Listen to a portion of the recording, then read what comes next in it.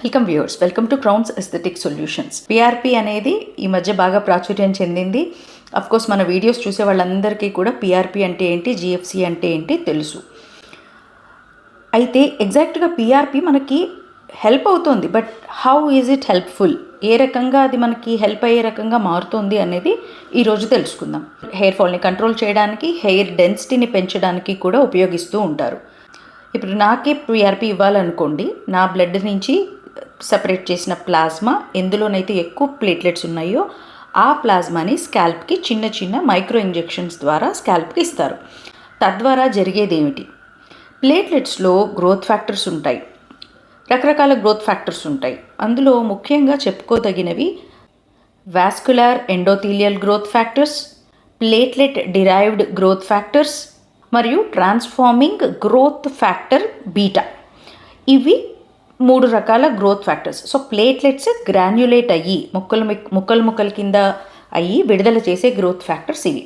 సరే, ఈ growth factors stem సెల్ని బలం పుంజుకునేలాగా చేస్తాయి.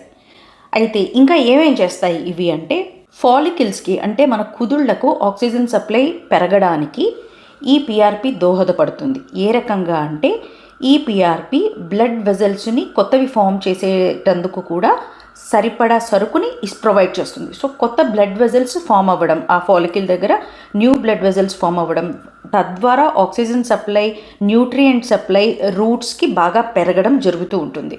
సో ఇదొకటి. సో యాంజియోజెనసిస్ అంటూ ఉంటారంటే బ్లడ్ వెజల్స్ కొత్తగా ఉద్భవించడం అన్నమాట. అన్ని రకాలుగా ట్రీట్ చేస్తున్నాం అనమాట. అంటే రూట్కి కావాల్సిన న్యూట్రియంట్ సప్లై, రూట్కి కావాల్సిన బ్లడ్ సప్లై, రూట్కి కావాల్సిన ఆక్సిజన్, గ్రోత్ ఫ్యాక్టర్స్ వీటన్నిటినీ కూడా అందించడంలో ఈ పిఆర్పి తోడ్పడుతుంది.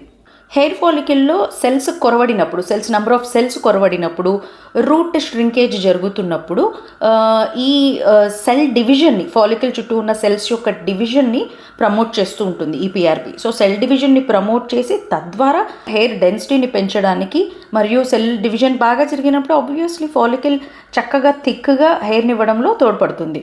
సో ఫాలిక్యులర్ హెల్త్కి కూడా ఈ పిఆర్పి చాలా మంచిది. ఇవన్నీ చేస్తూ హెయిర్ డెన్సిటీని బాగా పెంచగలదు పిఆర్పి. కాకపోతే చాలా ఎక్కువ సెషన్స్ పడతాయండి పిఆర్పికి. కొంచెం ఓపిక వహించాలి, నిదానంగా దాని రిజల్ట్స్ కనపడుతూ ఉంటాయి. దీనికంటే డైరెక్ట్గా గ్రోత్ ఫ్యాక్టర్ కాన్సన్ట్రేషన్స్ కొంచెం ముందుగా పనిచేస్తూ ఉంటాయి. పిఆర్పి ఓవరాల్గా టిష్యూని రిపేర్ చేస్తుంది, ఆక్సిడేటివ్ స్ట్రెస్ని తగ్గిస్తూ టిష్యూ రిపేర్ని సాధిస్తూ ఉంటుందన్నమాట. సో స్కాల్ప్ హెల్త్కి ఎంతో మంచిది. స్కాల్ప్ పిహెచ్ని మెయింటైన్ చేయడంలో కూడా ఈ పిఆర్పి బాగా పనిచేస్తుంది.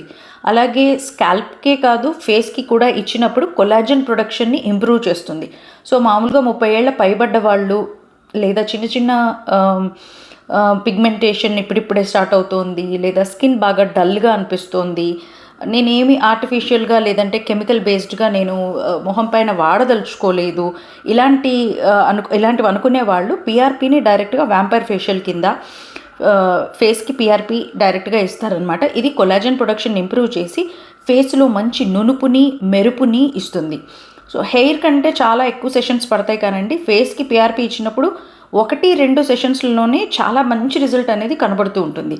సో రెగ్యులర్ ఫేషియల్స్ కాకుండా ఈ పిఆర్పి ఫేస్కి తీసుకోవడం అనేది, రెగ్యులర్ ఫేషియల్స్ అంటే టెంపరీగా మనకి ఒక వారం 10 రోజులకు గ్లోని ఇస్తుందేమో, బట్ పిఆర్పి మీ న్యాచురల్ కొలాజన్ని ఇంకా ఇంప్రూవైజ్ చేసి ఫేస్లో తెలియని మెరుపును, గుర్తించదగ్గ మార్పును, చాలా సాటిస్ఫాక్షన్, గ్లోని ఇస్తుందన్నమాట.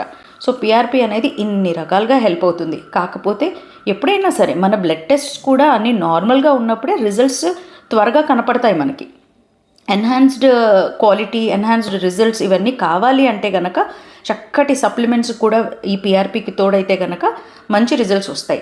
స్కిన్కి చాలా త్వరగా రిజల్ట్స్ వస్తాయి, స్కాల్ప్లో కొంచెం నిదానిస్తుంది అనమాట. నెంబర్ ఆఫ్ సెషన్స్ ఎక్కువ పడతాయి, బట్ పిఆర్పి అనేది చాలా బాగా హెల్ప్ చేస్తుందండి.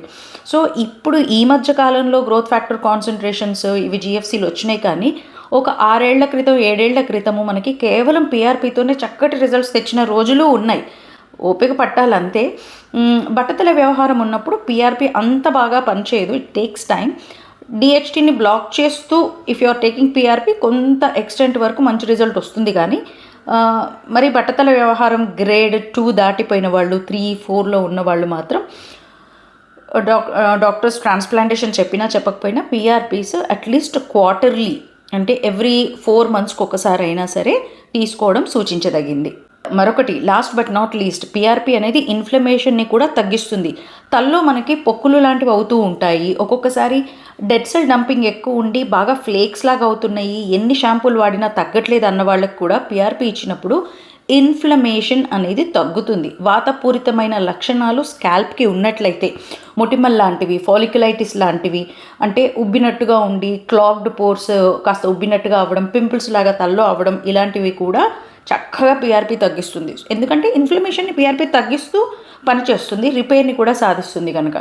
So not just for hair density or hair growth, but also స్కాల్ప్లో ఇరిటేషన్ ఉన్నప్పుడు, స్కాల్ప్లో రిపేర్ అవసరమైనప్పుడు కూడా మీరు స్కాల్ప్కి పిఆర్పిస్ తీసుకోవచ్చు.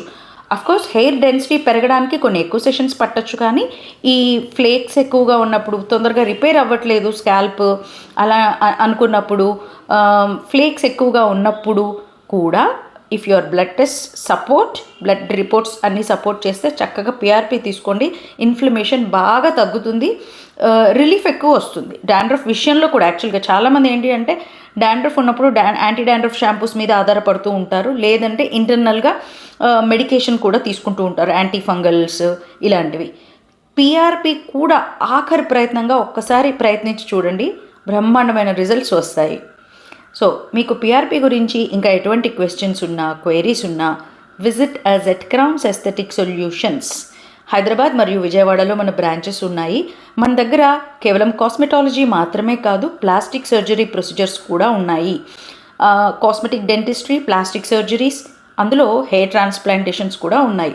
So hair related, skin related, plastic surgery related ఏవైనా క్వైరీస్ ఉన్నా, క్వశ్చన్స్ ఉన్నా మీరు కింద కమెంట్ సెక్షన్లో మెన్షన్ చేయొచ్చు. ఈ వీడియో కనుక నచ్చినట్లయితే ఫార్వర్డ్ చేయండి ఫ్రెండ్స్కి, షేర్ అండ్ సబ్స్క్రైబ్.